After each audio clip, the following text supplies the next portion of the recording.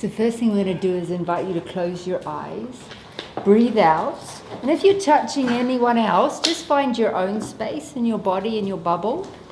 As you breathe out, just breathing out and bringing your soul into your body. So, and then inhaling, completely filling your lungs. And then next time you exhale, open your mouth, relax your jaw and give a sigh.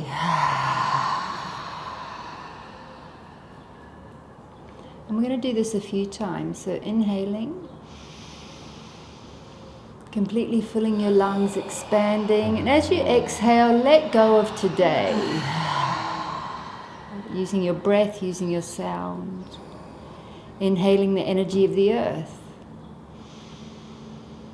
Allowing it to feed you and nourish you. Exhaling, letting go of everything that was your journey to be here today and now.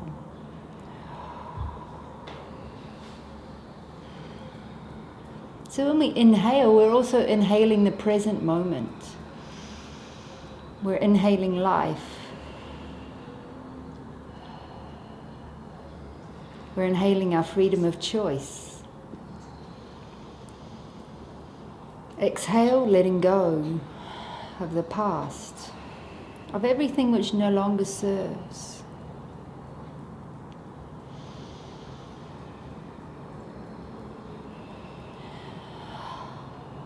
When we bring awareness into our body and bubble, we bring awareness into our sensate body, into our sensual body, into our senses.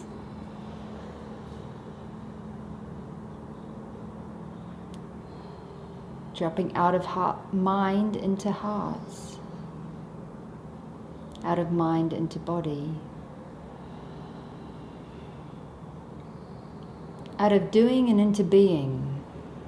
What does it mean to be a human being?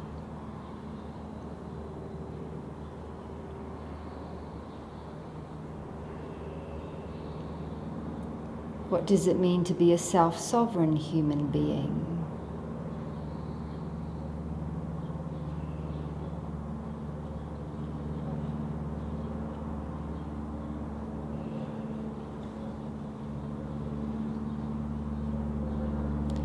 What does it mean to source ourselves rather than sourcing from somebody else?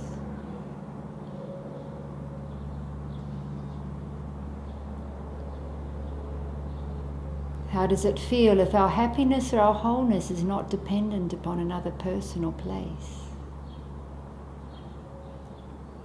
Just imagine.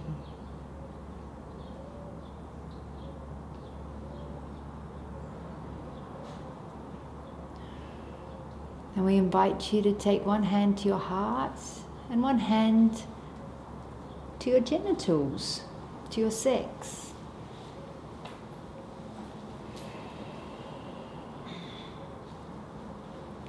And just feeling in to your connection to your heart.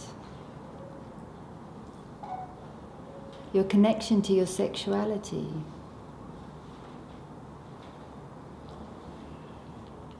And the connection between your heart and your sexuality.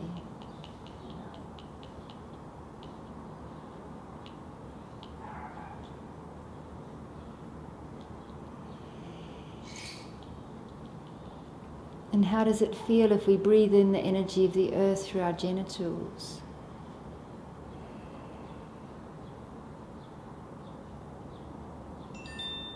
That connection to the earth being, to our bodies. The only home, the only temple we have for this earth walk.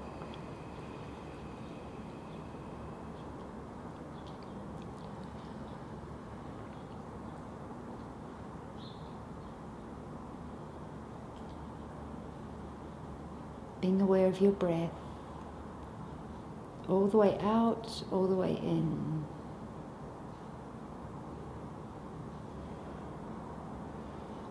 Aware of any tension in your body. Just as you breathe out, just relaxing and letting that go into the earth as well.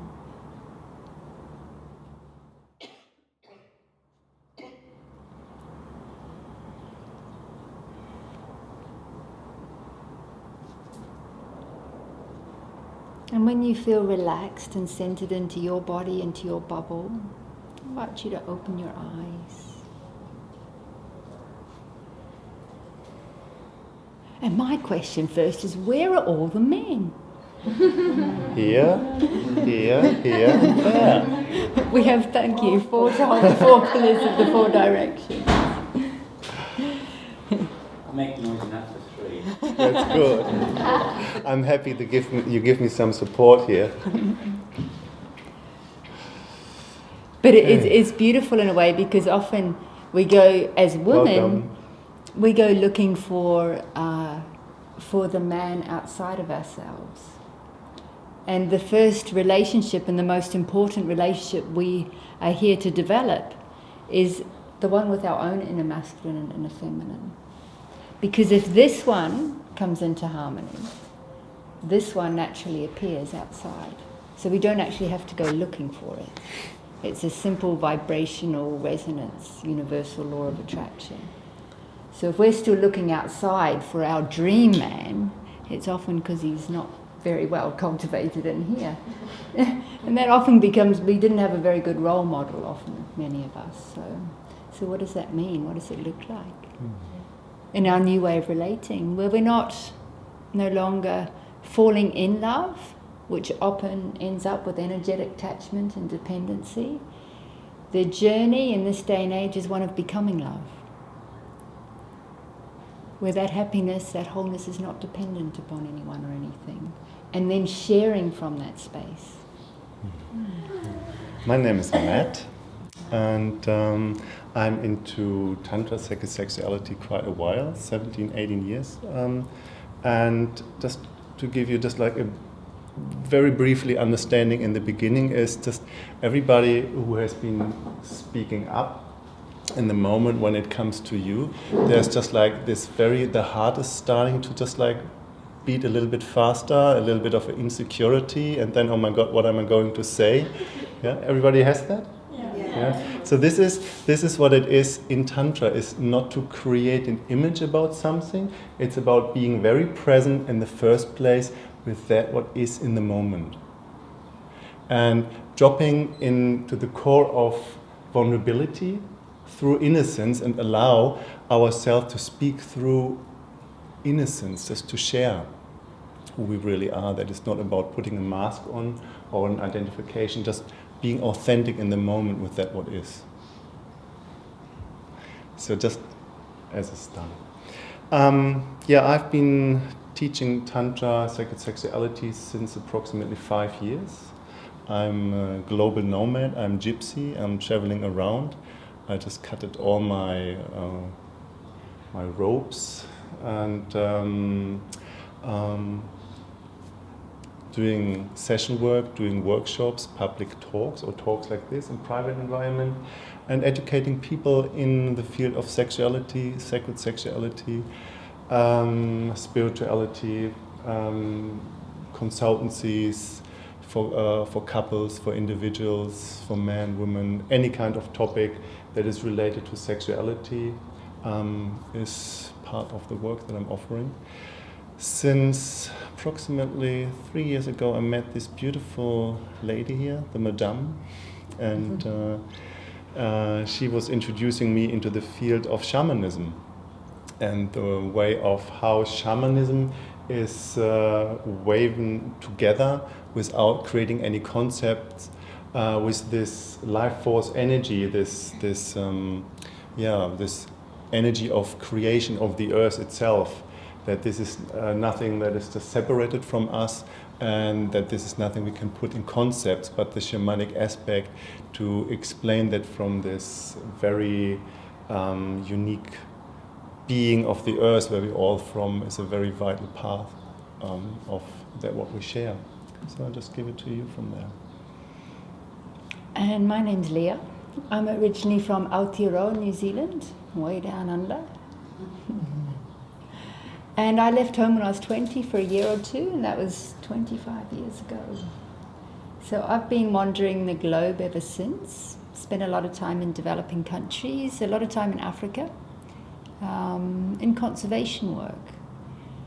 And about 9 years ago, I guess, I started to wake up to my spirituality, my spiritual connection. And this desire to know myself became an insatiable hunger that I just pursued with all of my passion. It's like, who am I? What am I doing here? What's this life about? And eventually that took me out of Africa, out of my conservation work, away from a 20-year relationship, to discover myself. And I had started working more intuitively at this stage with people and with the earth. In my clinic in the Omo Valley in Ethiopia, I used to have sometimes 30, 40 people in the morning, some for allopathic medicine, some for energy medicine. Some say, we've got worms or malaria and we need treatment, or others say, it's moving in my body, take it out. So I was just like, okay, trusting that whatever, I can help them somehow, but then also realizing, I guess, that there's a whole lot going on in this unseen world that affects our reality that we're living in, that we're walking in, that we really have no idea about, unless we open our reality to the understanding of this. So that took me on a journey of a more formal shamanic training through a tradition of the Four Winds Society based in the Andean and Amazon jungle. So it came from South America. And it was a journey of letting go. So for all of you who are sitting here saying, I don't know anything, that's great. Because most of us go through life learning everything and then realizing we've actually got to unlearn what we've learned to find out who we are. So the shamanic energy medicine I found to be the most powerful and beautiful medicine ever in helping us let go of what's not ours. What we've inherited in this life, what we've inherited in other lives, what we've inherited from our ancestors, our society, and what's constantly being informed to us. It's possible to let that all go. And if we don't create any more, we can actually really discover who we are. Because inside us there's a divine spark that has a vibration of who we are and our purpose for being here. And the more we let go, the more space we make and clouds we clear, that vibration becomes so strong it naturally attracts to us everyone and everything we need to fulfill that purpose. And that is there for everyone who's willing to make the journey. So on discovering answers to those few little questions, it was, I guess I wasn't walking out in the world searching for myself anymore. I'd come home to myself, but knowing that it's really important to support other sisters and brothers who are ready to make that journey, to help them find an easy pathway there. Not my path, but their own path. And support them on that journey home, a journey of embodiment, at a really exciting time on our planet. There's a huge evolution of consciousness you're probably aware of in humanity, a huge awakening in the earth of that serpent and that dragon energy, that sexual energy. So for many of us who have never had sexuality tantra on the radar before, it's coming up. It's coming up in the earth, it's coming up in our bodies. And after years of repression of this energy, misuse and abuse of this energy, it can't be held back any longer. So it's really important that we bring consciousness to this. How to return the sacredness to the sexuality, how to cultivate this energy and use it wisely for creation. And creating the reality that we wish to live on this planet. Not the drama that's taking place at the moment, but the heaven on earth that is possible. So, to give you another deeper understanding of what it might look like is, so we are all born from sex. So sex is a very vital part of our existence. Because without sex, we wouldn't be here, because in one stage our parents had sex. And this is how we came into world. So everything is in life based on sex. In springtime, it's just like the flowers and the bees and the apples and the trees, and everything is just based on sex and procreation. So we are having all in specific individual relationship to sexuality. So this part of Tantra or sexuality, what we're pointing at, is nothing that we just want to put on somebody or something that somebody has to learn. It's your individual, unique access about that, how you explore sexuality. And nobody can tell you that's right, that's wrong, it's good or bad, or it has to be different. And it's not about putting something in and activate something. It's about taking everything away that is holding our natural flow of our life force energy, of our sexual energy back. So you want to have a little bit of an experience about that? Okay, so who of you don't like sex? Please lift your arm. Of course, we all do. So then let's get undressed and have some fun. So the question is, in the moment when I say, just let's get some undressed and have some fun, what is it doing into your neurology? What is it doing into yourself? What do you think in this very moment when I'm just doing that? Is there a slightly piece of shame involved, embarrassment? All right, I'm out of here. Yeah, or just like a little bit of, oh my God, what's going to happen next, kind of thing. Yeah. So this is part where we all coming from. We're having different influences in society, in upbringing, in teaching, from our parents, through religion. Whatever the background is, this is all stored in our neurology. It's all stored in our belief systems, and it's all stored in the way how we interact and operate. So it's not about to activate that, what we already are, or what we already are connected. It is about that what is related to our sexual energy that is based on shame, on fear, on guilt, embarrassment, everything that is holding that back, to just stalk that, becoming aware of that, getting that out of the way, and being the natural sexual being that we are. So how do we do that? How do we do that? That's a good question. Maybe we have to take a look at what's informing us.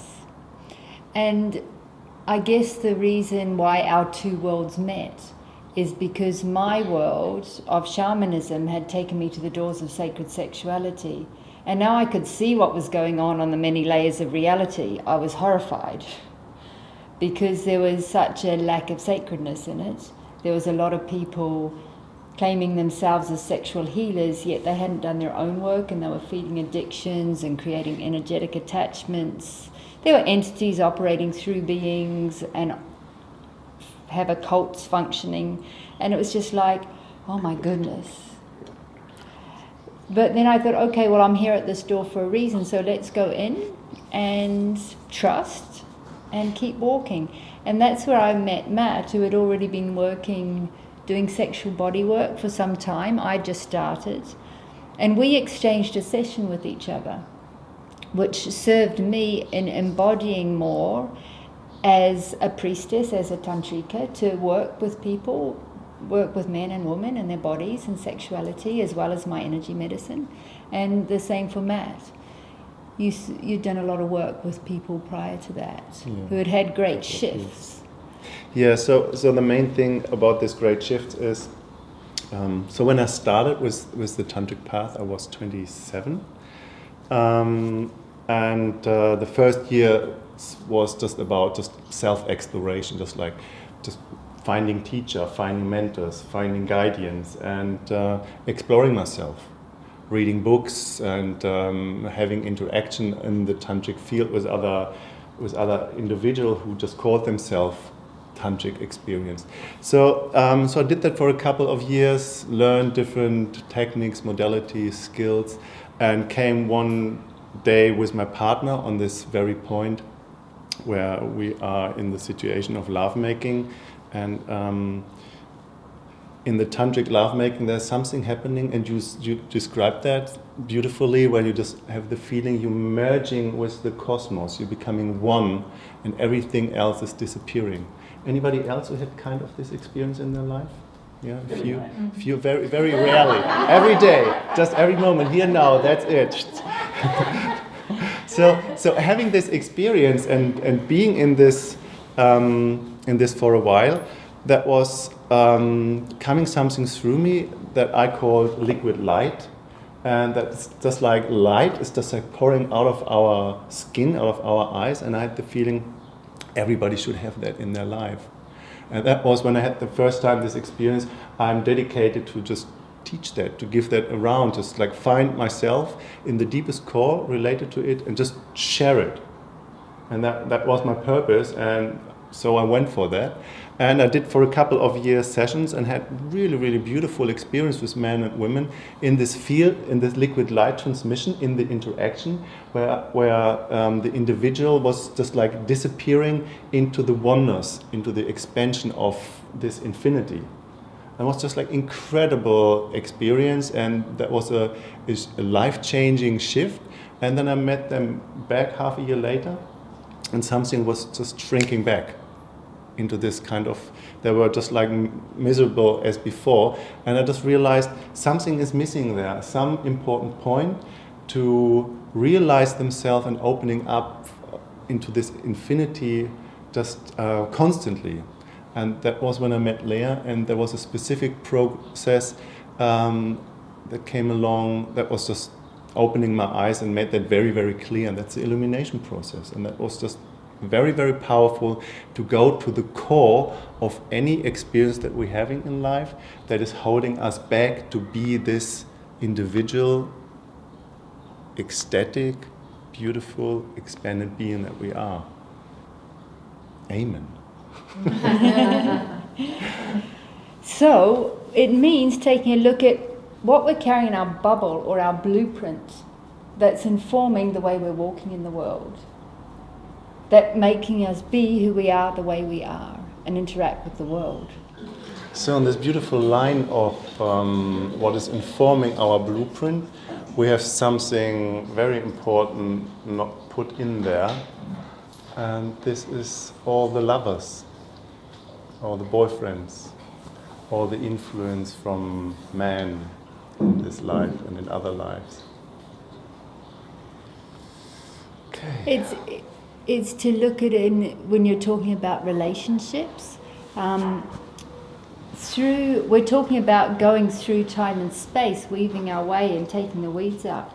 But what happens, because we're living in a culture that rites of passage is no longer a part of, a lot of us still have umbilical cords to our mother and father. And what happens is, and normally at age 7 we go through our first initiation process, which is releasing the etheric umbilical cords. They're really important until that age. They're important for that child up to 7 years of age. But at 7 years of age, by going through that rite of passage, releasing that cord, a child starts to develop its own independence and gets the sense of responsibility, taking responsibility for its actions. Without that, if it's still being told this is right, that's no, do this, don't do that, then they're still looking outside of themselves for guidance. So what happens if often there's still an umbilical cord from us to our mother. As women in woman's body, often we have a cord from our womb to our father, because often our first projections of sexuality are on the male figure in the household. So what happens is if we don't clear these, if we don't release these, we often end up unplugging from them and plugging into the partner, which makes a very limited energetic space for the evolution of that relationship. It's why we end up falling in love and creating codependency in that relationship.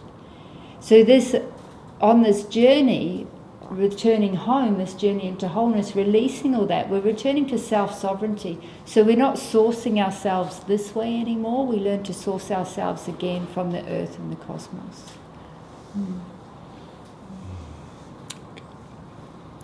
So when all this is removed out of the blueprint that is informing our body, and we are totally, absolutely free, individual, unique being, and just walking our life, our path, exactly how our life purpose is made for that, then we open and free to explore sexuality in a very healthy, very beautiful way.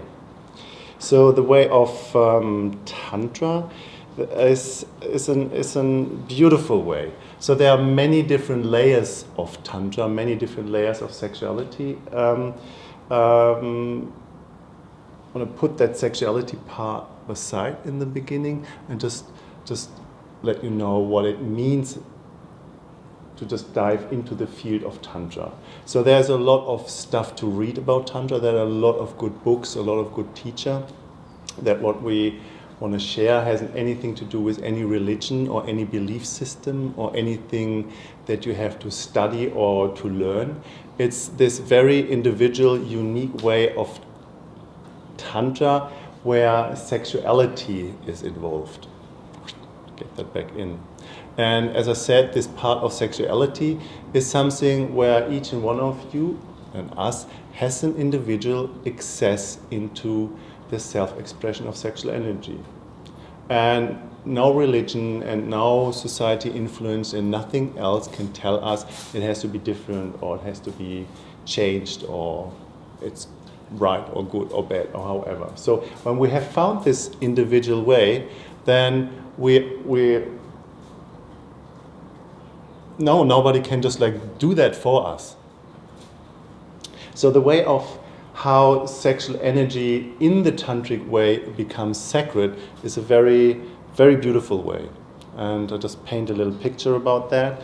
And the way of sacred sexuality in the field of Tantra is it's very much in the present moment, and it's the possibility of rising consciousness through full embodied sexual energy. That sounds so beautiful. What does it mean?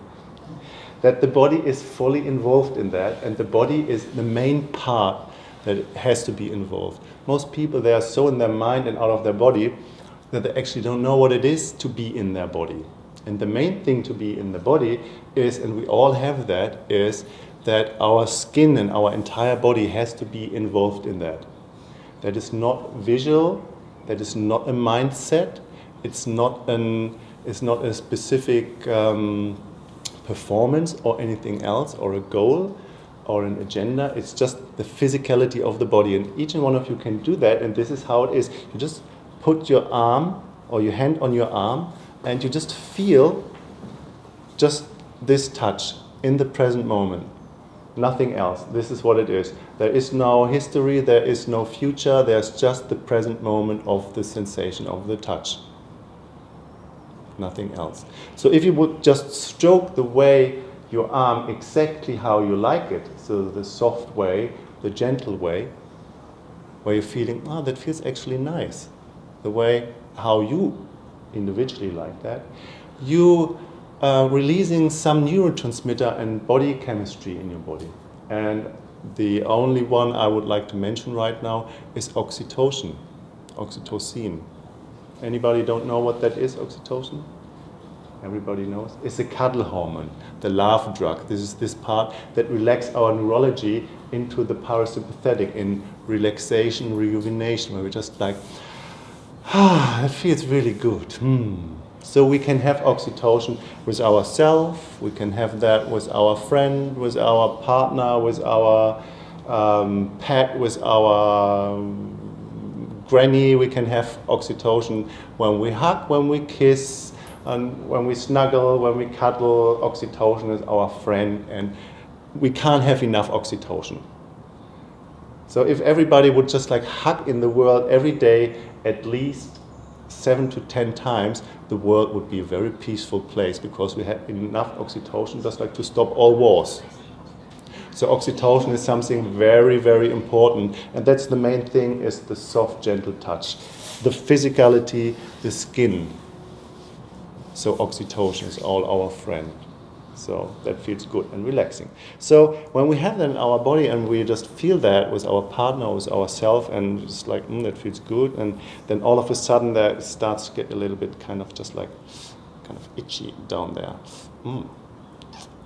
Yeah. Oh, that feels good.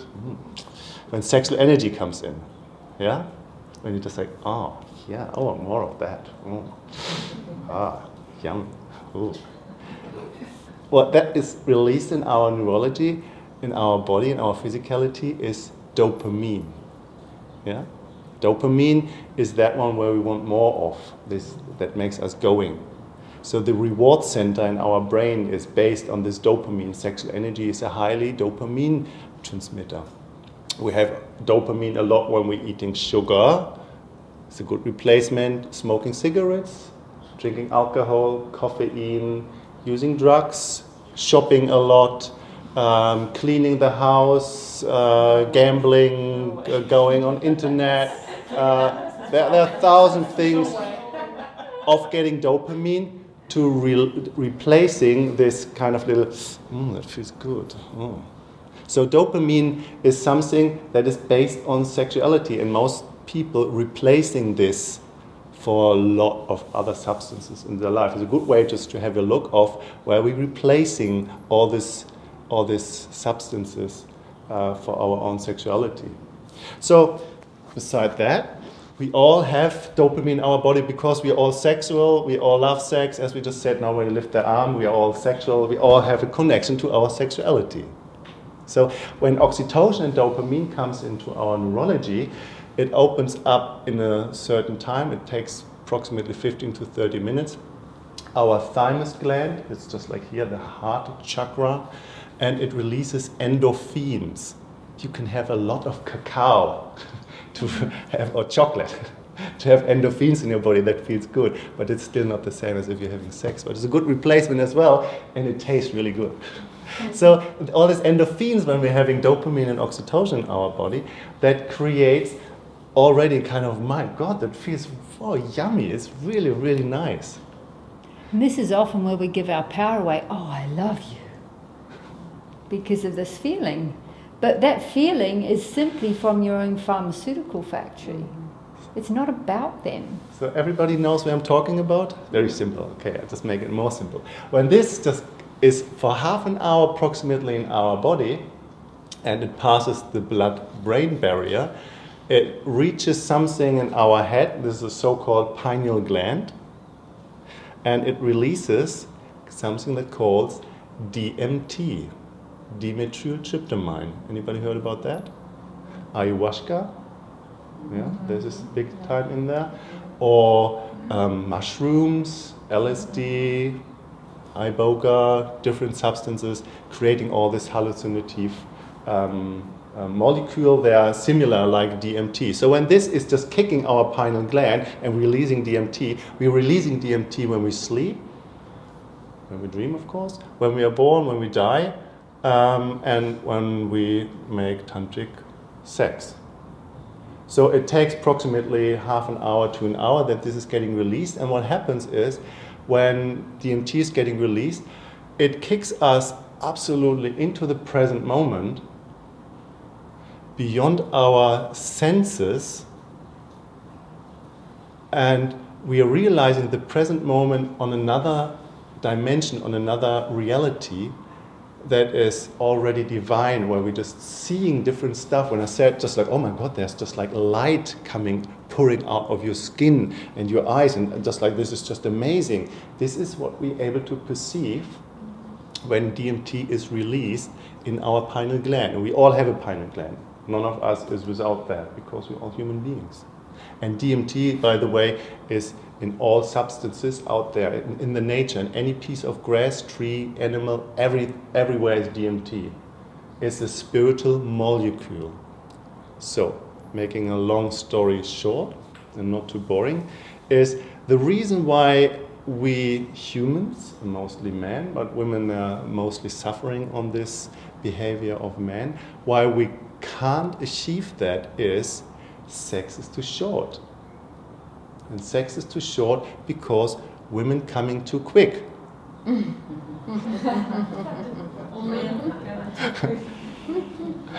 Is that true? Women coming too quick? No. Oh, actually, it's so not true. So the thing is, the worldwide average of sexual interaction, of sexual intercourse, of when men and women starting to have sex, or most men having self-activation going, or women having that going, is the worldwide average of sexual interaction from sexual energy starts till the end of sexual interaction, what's most of the time the orgasm. Anybody has any idea how long the average of that is? 3 minutes. 3 minutes? Wow. The average, I think, is less. For a man, you mean? The average, yeah? Oh, I think it's probably closer to 45 to 60 seconds. It can be 30 seconds. Yeah. It can be 30 seconds. But the worldwide average, because there are other countries that's like good lovers, they're just lifting it up, but it's still 7.5 minutes. And 7.5 minutes to go into a realm of divinity is just like impossible.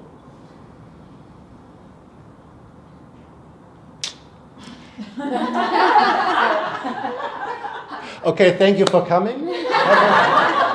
Have a beautiful evening. So the answer is? Let me see. You laugh, but really, that's where our sexuality is in the Western society. Often it's goal-orientated, friction-based sex that ends in a contractive peak orgasm. That for many people is a stress relief. To take them off their sympathetic nervous system so that they can rest. Because our society's got people programmed now that we're up in the morning, go, go, go, go, go, until we fall exhausted into bed and sleep, or have sex, ejaculate, and it's over. So it's like, what happens then if we take away the goal in sexuality and enter a space that's important in your diary as any other date in your diary or time, and just go on a journey of exploration from a place of relaxation with no fixed destination. It's like anything's possible then in that space. So, in the beginning, I asked the question, who don't like sex? Everybody likes sex. Next question, who don't like orgasm? Please lift your hand. Oh, that's the same. Because this is how it looks, and you will laugh about that, or not, or maybe that's sad, but we all love orgasm. And there's nothing wrong about orgasm, because without orgasm we wouldn't be here. But there's one important thing to know about orgasm, and I'm just talking about the contractive peak orgasm that is mostly related to sexual interaction through man. And I'm just talking about my own species here, and because I'm one of these, and I have discovered that, and I now walking the world, talking to men. This is how it is for mostly all of us. And I would say 5% of men in the world who are ready to step out of that is when sexual energy starts, there is an orgasm, there is an end, there's an ejaculation in there. And I just want to explain a little bit, because you asked so kindly, what is the solution for that? So the thing is, as I said, there's nothing wrong about orgasm.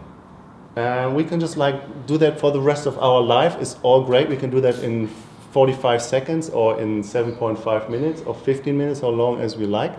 But there's one important piece in that to know and to embody, is that the orgasm has one purpose only. And that's reproduction, making babies. But sexual energy is not only for reproduction. But this is how we all, and I was included in that group, living their life with sexual energy. So there's the middle path of sacred sexuality where we have all the capacity in our own physical, chemical factory to just bliss out forever. Or we're having another path that is just like putting the lead on our sexual energy, that is just like based on shame, guilt, fear, or on any other influences through whoever, whatever. What is based on this blueprint, what we have talking about, making it wrong.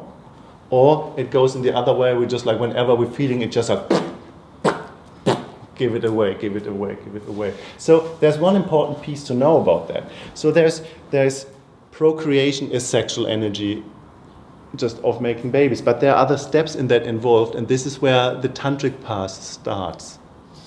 Is that there is another part of sexual energy that makes sexual energy already very playful if this is not based on procreation, and that's recreation, being playful, having fun. Just play with sexual energy, with your partner, with yourself. Do it wherever, however, whenever it suits you. But don't peek it out. I just come there in a few seconds why that is. But stay with that. Stay with the sexual energy and finish with an arousal. Don't finish it up. Then there is another piece in that involved, that's rejuvenation. Rejuvenation is just based on, you just stay healthy, just stay strong, you just contain your sexual energy, you just let it move through your body. It rejuvenates your organs, it keeps you young. Did I say that I'm 45? 70. Well, in a way.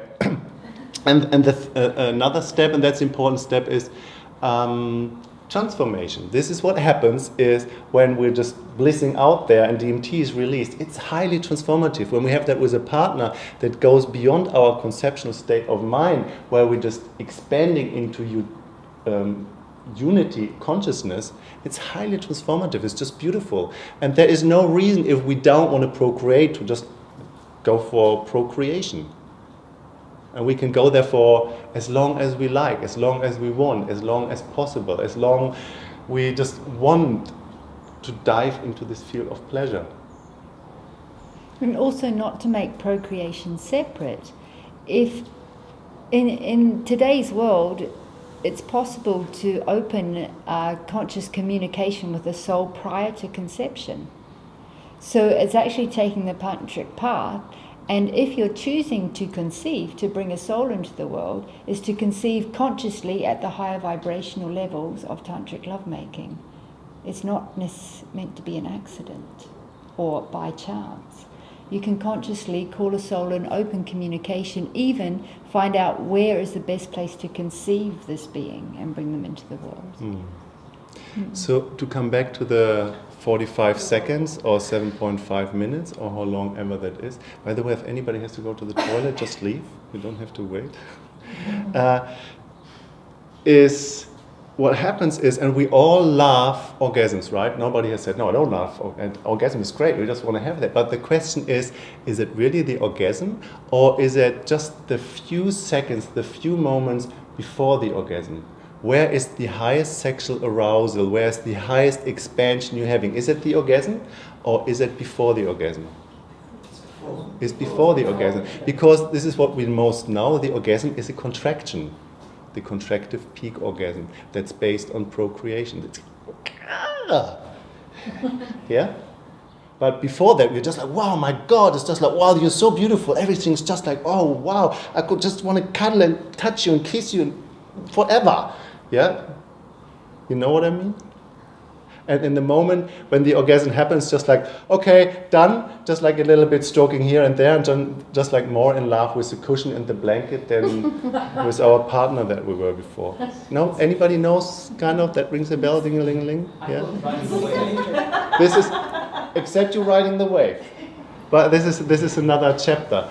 So, but I'm just talking about the normal casual way of sexual interaction that we all know, where most of us come from, what our upbringing is about, and how we're educating ourselves through internet and through friends who just knows it from others, who just knows it from others who know exactly the same. They don't know. So what happens is, in the moment of contraction of procreation, the procreative peak orgasm, what happens is that what we know in our genitals is not the orgasm. That's an important piece. What we know in our genitals is a spasmic reflex. The orgasm just happens in the brain, in the reward system. The reward system is that's telling us we want more. The dopamine piece, caffeine, nicotine, alcohol. So that tells us just like, give me more of that. This is, well, when we're having an orgasm, we want more orgasm because it makes us feel good. But there's a hook in that. So when this contraction happens in the brain and we're having this orgasm, there's something coming in, a neurotransmitter or hormone, that's serotonin. And serotonin makes us really euphoric, just like, wow, hallelujah, we're just going on a fly here just for a couple of seconds. Because it comes up and goes down immediately, it takes a couple of minutes. And when this comes down, something else comes in that calls prolactin. Prolactin is that what makes for us men, the erection goes down. And women producing prolactin when they breastfeed. It stops their sexual interest. So prolactin itself, when this is rising, it drops the level of oxytocin, the softness of the skin. It drops the level of dopamine. It's just like, yeah, give me more. And it's just like, oh, just go away. That's enough. So it drops the dopamine level, and it drops the level of DMT. And one important piece that what we're perceiving as present moment and as unity consciousness, when we're having this wow, this is when our left and right brain hemisphere, what is for the feminine quite natural, and for us men it's just like quite a lot of work. When this is crossed over the left and the right brain hemisphere, they switched back on the left side, the linear, goal-orientated, time, space thinking. Just like, okay, so we have just made up, now it's time to go to work, or just something, I'm really busy now. I just like, I've done my job here and just like, go for it. And so, but the interesting thing, when all that drops, it goes on a kind of a roller coaster, and dopamine up, dopamine low, and we're just feeling kind of energetically, emotionally in the mood swinging, and it's very much related for women. Just having emotionally mood swinging, feeling sad. For us men is a lot of anxiety involved in that. Everything is we're getting grumpy, is a lot of anger involved in that, and sexual, just like disinterest. So when this goes on this kind of roller coaster and we're feeling bad, we're just going for the next kind of little fix to feel better again. But there's one important piece when we're having an orgasm and all this kind of stuff goes and goes, crazy freaking out, it kicks us on a hangover, a pre or post-orgasmic hangover situation. So anybody knows how long that might take, and after an orgasm having hangover? Just give me something. Half an hour? A day? Just guess. 2 days? Say 2 days? Yeah, well, some men can that. Some but it takes 3 weeks. The post-orgasmic hangover that causes the irritation of oxytocin, of dopamine, the stop of DMT release, the left brain hemisphere, the activating the sympathetic nervous system going on a run and replacing everything, having more dopamine. It takes up to 3 weeks. And now here comes the question that maybe counts not for you and not for your partner, but maybe for some. How often do you have sexual interaction and no orgasm? And when you're having an orgasm, how long is the gap between one orgasm and another orgasm? Welcome to the world of Tantra. Still not the solution you're asking for. So the main thing, that sounds horrible, because just like, what is that with my orgasm? This is all I have. And this is what most people, men and women, actually suffer from. This is the only thing I'm having. That's my only 5 minute just like thing with myself, my release. And this is the important thing into waking up through sexual energy and becoming aware of where we are unconscious with that. where we're following a reproductive pattern, a pattern of an addictive interaction with ourselves or with the substances, dopamine, that's based on an orgasm. It's just like a fix. The highest level of dopamine we can have next to a heroin shot is an orgasm. It's even more than cocaine. So the main thing, and that's the importance about that, is rebooting our neurology, rebooting our physicality, and getting in connection to this temple, getting in connection to the earth. This is the earth, this is the beauty of it. And the main thing that it needs is the activation of the physicality, releasing oxytocin as much as possible, and making self-pleasuring as a daily praxis without going into the addictive, repetitive pattern of peaking it out. Sexual energy starts and ends with a peak. Just being with that and letting that in our neurology, in our cellular system just expand. And this is where it starts. Where it can go is in totally another dimension. Any questions? What are you trying to do? Are you trying to extend it? Are you trying to make it better? Are you trying to... Well, a main thing for us men is that sexual energy for us men is, as we know it, is just procreative. And this is mostly for us men. When we have sexual energy and we're getting hard and we're just feeling that just like hallelujah, wow, it's just, it has this agenda and the goal, and that's the end, and that's a contractive peak orgasm. But there's much more than that. And much more than that is that in the Tantric way, how I learned that in the beginning, is not extend the way to the contractive peak orgasm and to the orgasm, is a way of relaxing and into sexual energy and into the expansion, and starting to feel orgasmic waves washing through our body. It's a very feminine aspect of entering the field of sexuality. It's not the goal orientation and it's not the focus on the peak. It's just like the relaxation and the expansion. And it gives a man an opportunity to discover his multi-orgasmic capacity, which otherwise he'd probably never experience. And it's not also to make orgasm wrong either. It's just an opportunity to open a door to another reality to experiment in. Yeah. Thank you for that question. Does that answer your question? And Not completely, but I'm getting it. Okay, so... But it's really interesting in our world today. Most young men, their for sexual interactions are happening through internet porn. And what's happening with internet porn, it's all happening through mind. It's all happening through imagery. Everything's happening in the brain, including the orgasm. So the more they do this, the more disconnected they become from their body, the earth. They're literally bypassing their body.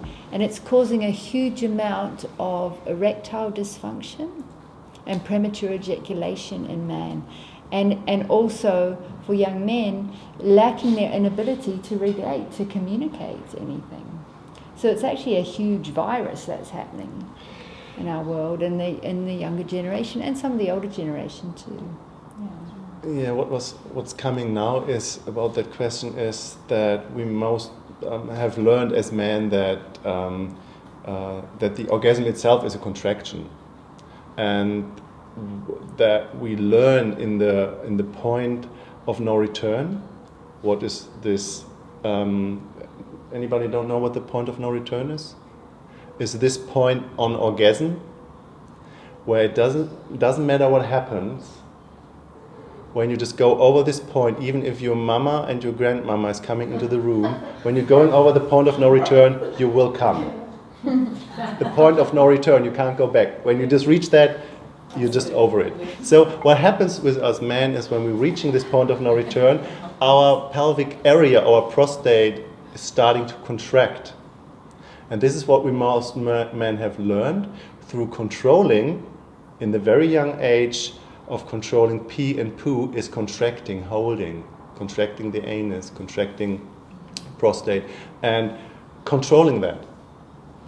And by controlling that, we're causing exactly the same reflex that we're trying to avoid. And hasn't anything to do with relaxation and expansion, it's still a controlling and contraction. So it's not a new learning, it's an unlearning of what is causing the contraction, bringing the unconscious in the conscious, where the contraction and the controlling pattern is just coming in and holding that back. So, excuse me, so that could actually be cause for a lot of men of maybe prostate problems. Absolutely. It's why we have so much problems with prostate cancer now in the world, Yeah. And also because sacred sexuality as a temple art has been so pushed aside. It's like, who do you go for with issues around your reproductive area? If you're going for a doctor, or the doctors might have a poke and a prod around, scan whatever, this is wrong with you, take this. And then a psychologist might say, oh, it's in the mind, antidepressants, blah, blah, blah.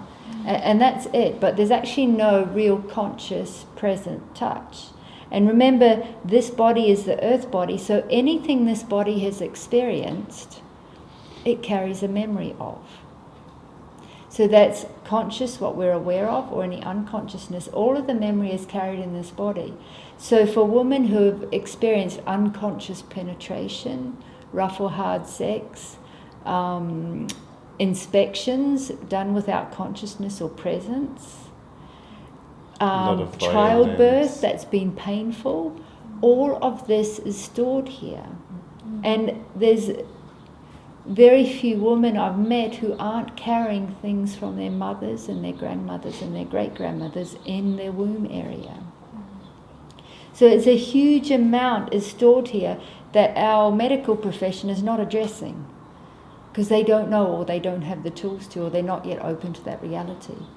So when we open to this reality, there's a lot we can do for ourselves and each other in making space and clearing and resensitizing this area and reclaiming our womb and choosing consciously how and who we want to share that with. Any other questions? I don't want to stupid with you, but was there a time, years back, when we had a difference between procreation and Tantra, I suppose? Oh, yeah. I would say it's the other way. Procreation was part of Tantra. It wasn't separate. Exactly, Yeah. Like It was right. It wasn't a time that is just before the Christianity has been taking over in our Western society and has reprogramming us or programming us in the way how it should be or how it shouldn't be. A time before patriarchy, a time where matriarchy or where the divine feminine or the goddess was the deliverer of the beauty of spirituality of divinity. Yeah, But the temple arts is something that is an ancient wisdom that's based on the temple of Isis that goes many thousand years back, and this is how it looks around the world, that this temple art is starting to wake up again. And this is a part of this work. What we're offering is you can't go to normal massage practitioner and getting a connection consciously in a touch in the genital area.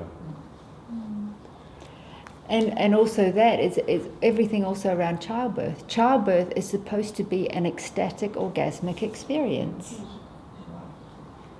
And the only reason it's not is because we're contracted and we're carrying so much history here. It's holding this area closed instead of allowing it to relax, open and expand.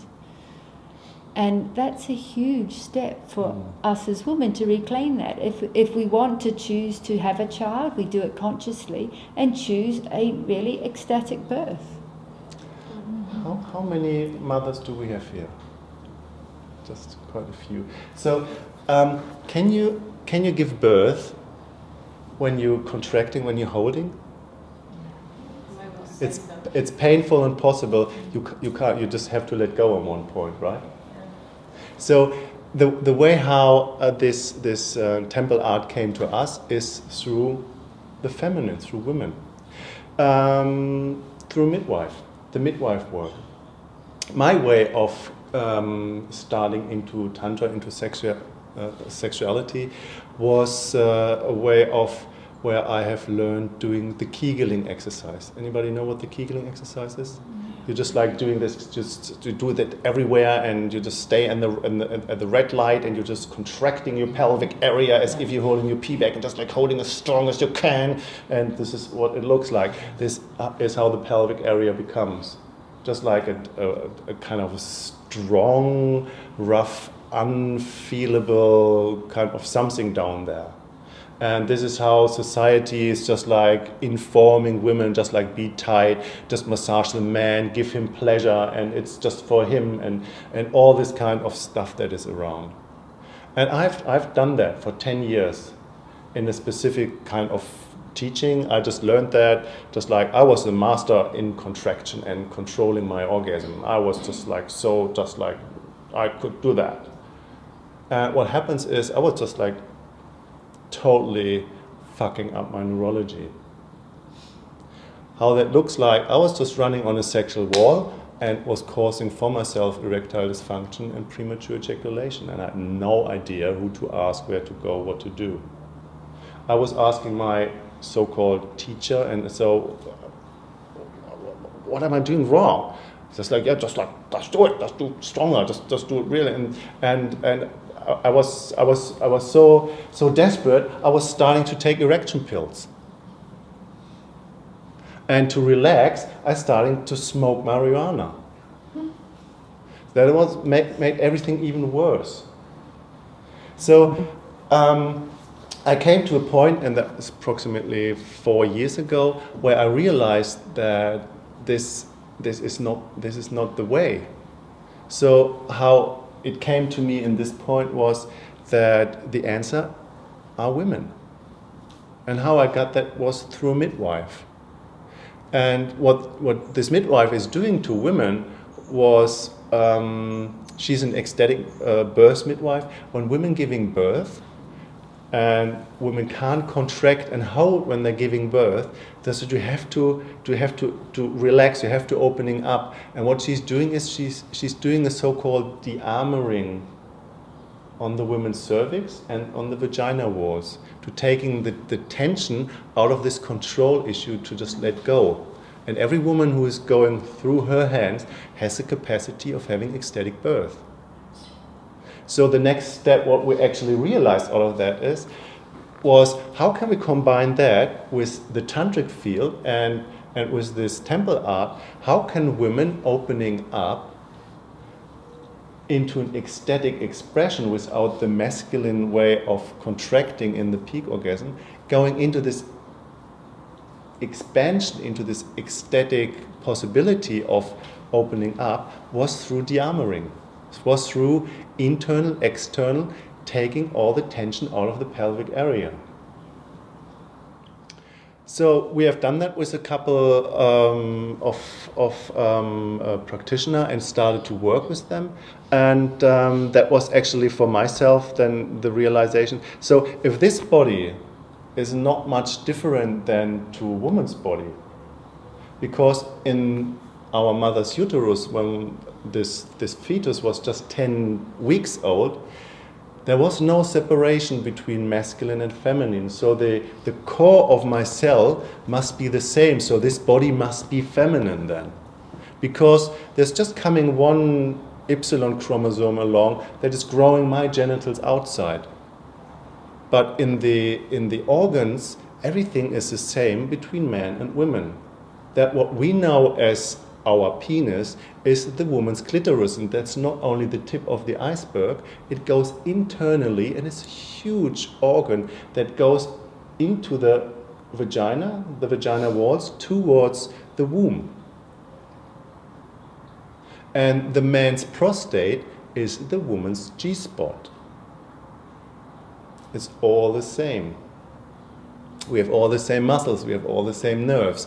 We can all same, in our pee and poo reflex, we can all control and hold that. So that must be possible for us men when we are de-armored in our pelvic area, and that comes back to your question, when we are de-armored in our pelvic area, when we can relax in sexual energy and there's no contraction in our genitals, then there must be a possibility of going into infinite expansion through sexual energy without contracting, because we can't hold it. Any questions on that? I didn't know about the details going inside so deep.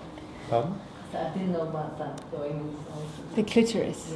Yeah, it's fascinating. If you Google it, you can see how amazing the structure of the clitoris is and where it goes. And usually you and how have it's an connected to. external or an internal orgasm. And so it must have to do with that, no? Yeah, it has to do with that a lot. So an interesting piece of that is that, and I like this quote from a teacher. He's saying enlightenment lies in the woman's womb, and the masculine way of mentalizing that and just like making concepts out of that is just a big joke.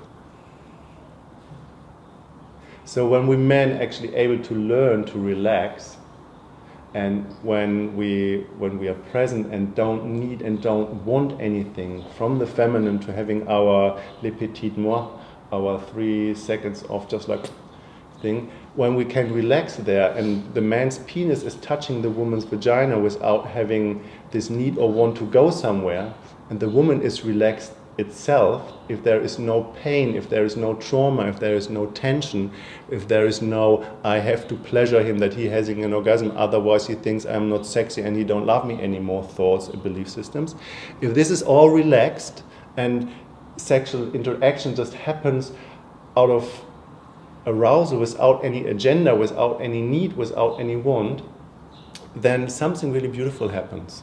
And that's the main thing, hasn't anything to do with man, and that's only a woman's possibility. This enlightenment that lies in the woman's womb is very much related to one specific nerve, that's so-called vagus nerve. And the vagus nerve is connected to the womb and to the cervix. And the vagus nerve is the main nerve that is activated when we all are, men and women, on our parasympathetic nervous system. That's based on relaxation, rejuvenation, and expansion. So when that happens, this kind of all this, and we men are we able to hold space and being present, we are diving on the feminine autobahn into heaven. And instead of going there, running there, and just like stealing a flower or something, we're just able to hold space, be present, and exploring this divinity, this heaven on earth here with our partner, where we're merging into oneness. It's a totally different dimension than that, what we know as casual sex. Any other questions? All have to know that before. How long has tantric sex been out there, and where does it origin from? Oh, that's. I know from Osho that Osho had a book of Tantra. He has written that, and it's a novel, and it's 1,000 and thousands of year old tradition that comes actually from India. And I haven't studied Tantra. I haven't studied the tradition of Tantra. But it's an ancient, very old art form where the sexual energy, or the cultivation of sexual energy and the cultivation of the orgasm was one of the keystones in there. But I can't answer that question that deep because I don't know. Definitely long time before I was born and had my awakening. Thousands of years. Yeah, thousands. So it's nothing new. What I'm telling you is nothing that About it. it just starts to getting remembered. I found the 3-week procedure very interesting. And I mean, at the end of the day, when we think about when the first human beings were actually walking on planet Earth, evidently in times of cavemen, etc., obviously our lives were extremely different then. And I say our lives were because as we are family, like we stood up here before, we go back all the way back to that period of time, you know. I wonder if the 3-week scenario there has got anything to do with the fact that in those times, evidently there was a lot of very dangerous animals around that could be a threat.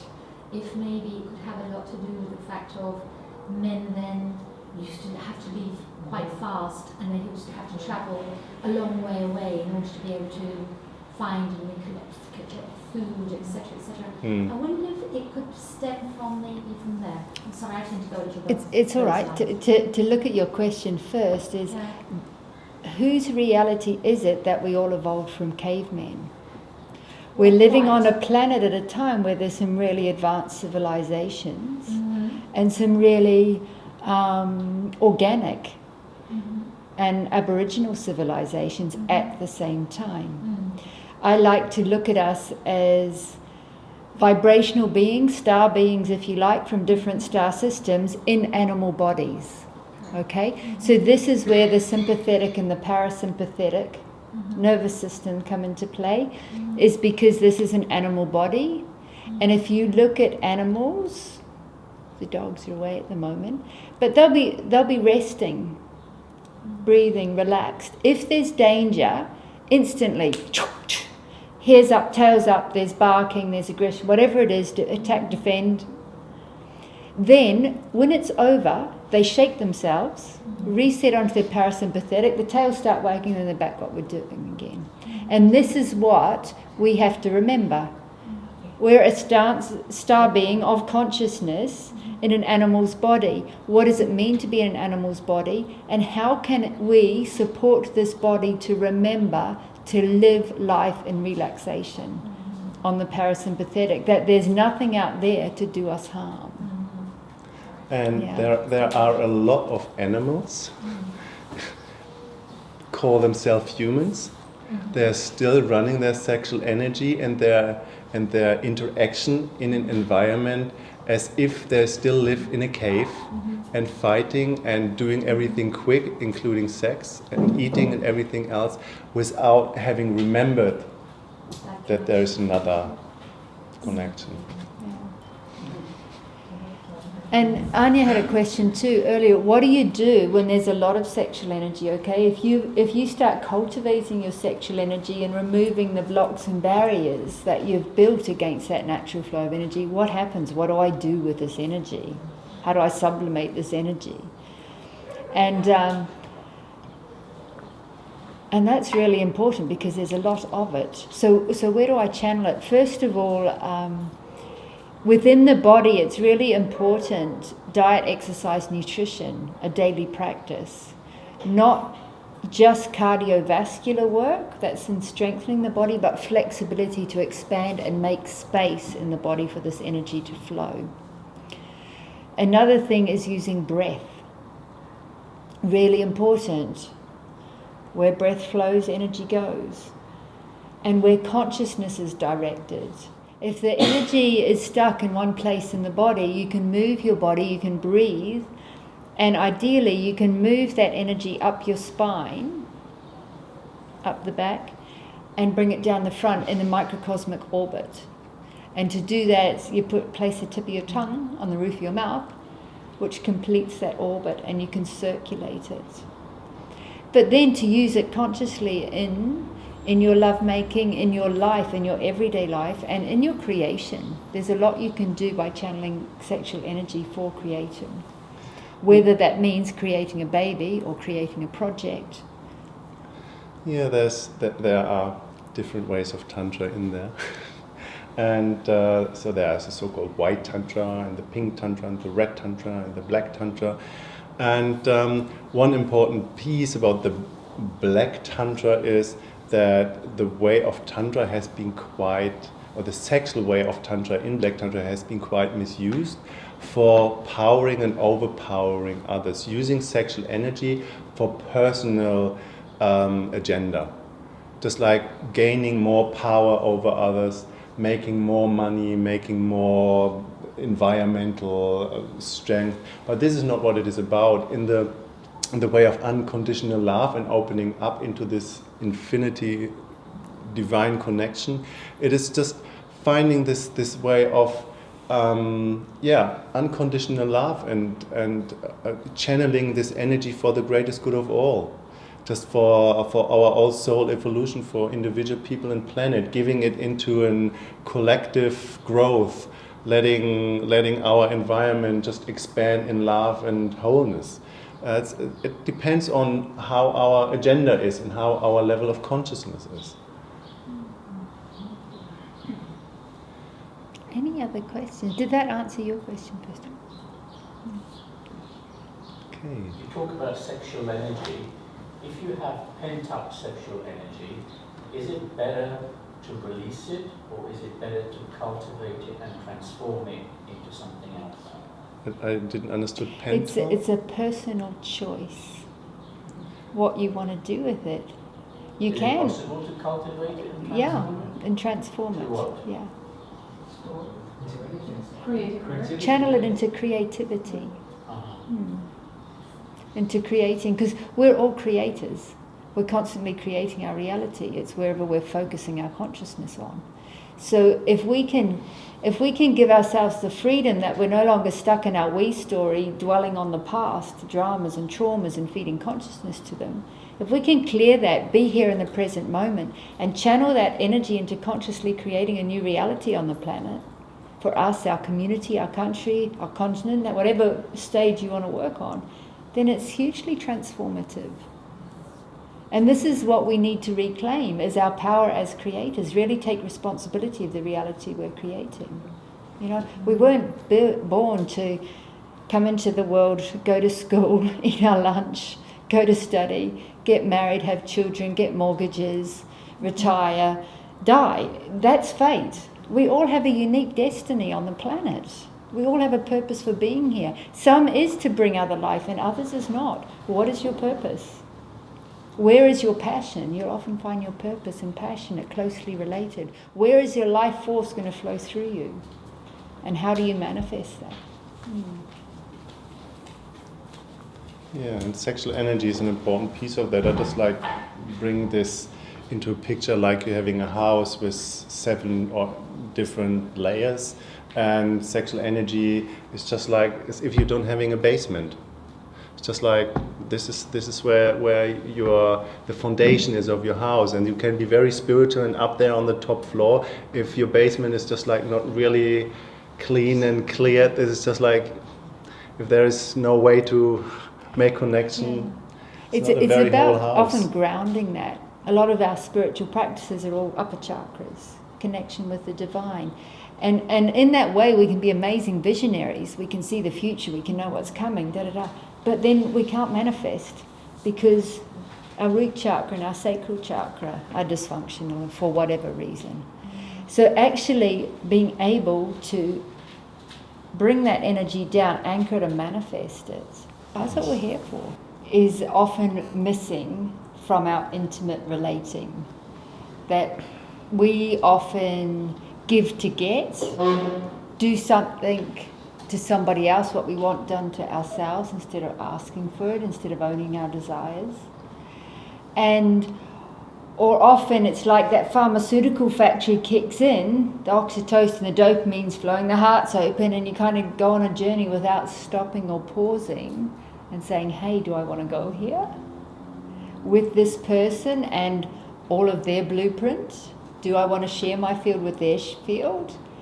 And really, you know, bringing consciousness into these interactions, we start interacting it with a different awareness that brings more presence to the interaction and more energy to the interaction, and also means that we don't end up having interactions that might not serve us or we don't want afterwards. So, how every individual, unique way for you looks to enter your sexuality is absolutely your cup of tea. That can look any way. And however that looks for you, it's your way, that's okay and beautiful. And that's not what it is about, what we're teaching, how it should look, as I said that. So you know that, and that's perfect. And if you don't know it, these tools give you an opportunity to discover what that is. Yeah, so the way how we entering into the field of conscious communication and conscious touch is that we're having a very clear differentiation of interaction. And this is one of the cornerstones in not only session work that we're offering, that's as well a cornerstone of our interaction. And this should be a cornerstone of everybody's interaction. And that's based on a very clear consent, so finding agreement and making clear and clean requests about what you want to do with whom with. So a very important piece is of understanding, and this is where most people and couples totally mixed up with, is to just clearing the energy spaghetti that is just based on interaction. And I'll just give you an example how it mostly looks. Most of the time, if you're having a partner or not, or you had a partner, and this partner has an clear intention and just want to be nice, just want to serve you, want to do something good to you. So he's touching you in a certain way, or it's just like doing something to you because he won't make you to feel good.